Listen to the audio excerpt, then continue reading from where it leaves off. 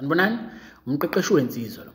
Kunomfowethu ongibuzile la. Umfowethu ubuza ukuthi ingabe kuyiphutha elikhulu yini ukuthi uthandane noma wengane yomunye umuntu na. So umfowethu bebuza ukuthi ingabe iphutha lelo, yabo. So kungakho ngithi kubalulekile ukuthi sicobelelane ngolwazi ukuze indlela esenza ngayo abantu abaningi nje ungayishintsha nawe indlela owenza ngayo ngoba mawukuthi ulwazi nalo phela ungakhetha lolo right ngoba ekugcineni phela isinqumo sakho ukuthi lolu ngiyalithatha noma cha, yabo. But at least ulwazi kube into nayo, yabo, ungalisweli, yabo. Isinqumo ekugcineni kube sakho ukuthi okay, ngicabanga ukuthi lolu lu right and futhi mawubona liyakusebenzela uqhubeke nalo, yabo. Hayi ukuthi ulwe nomuntu ozama ukukunikeza enye indlela ayisebenzisayo emsebenzelayo, yabo. But-ke wena-ke kumele uhluze lolo olubonayo, cha lolu right, hayi ngeke lolu, yabo. Isinqumo ekugcineni esakho.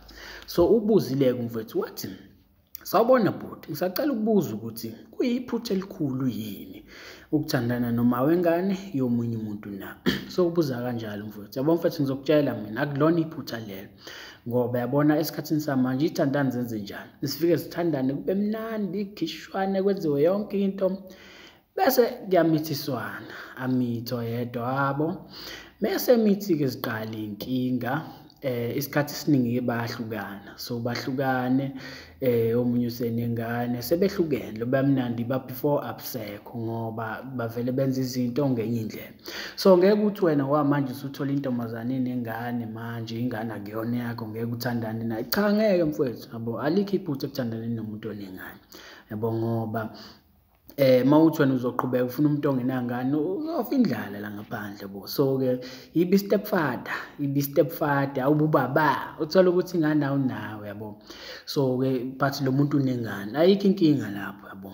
So-ke ingakho ngisho ukuthi abantu abaningi banengane esikhathini samanje, so nawe ngeke ukuthi ufuna umuntu ongenangane, cha. Mawukuthi naye uthi khuluma naye ingane ayikho inkinga, uzokhuluma naye ingane, but ekugcineni uyazi na ukuthi ingane akuyona yakho, nawe uyakwazi lokho ukuthi ingane akuyona yakho, inobaba wayo ingane, yabo. But-ke mawukuthi yena mhlambe uyayifuna ukukhulumisa nayo, indlela vele yakuma idlula enganeni, yabo. So kumele uyithande leyo ngane, ayikho ozoyenza, yabo.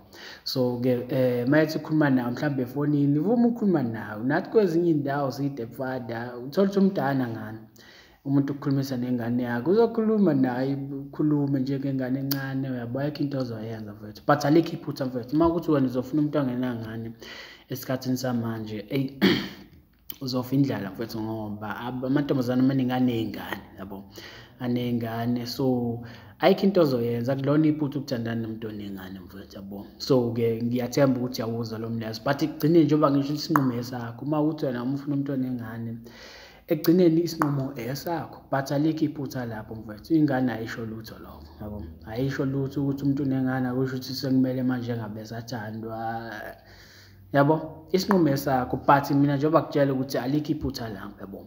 So ngiyathemba uyangizwa mfowethu, shop.